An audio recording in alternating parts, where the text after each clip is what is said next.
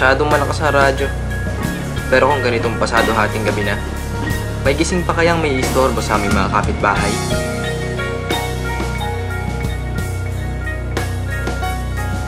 Tatapusin ko na lang itong sigarilyo at mahihiga na rin ako.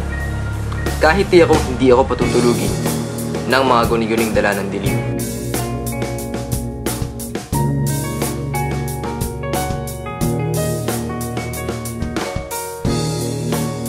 Bukas, balik na naman sa opisina.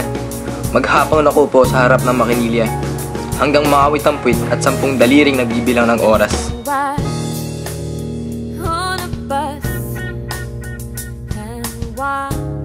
At bago umuwi, ilang serbesa at mani muna sa kantina at konting daldalan tungkol sa lahat ng bagay na laging pinag-uusapan ng mga lalaking nagiinuman.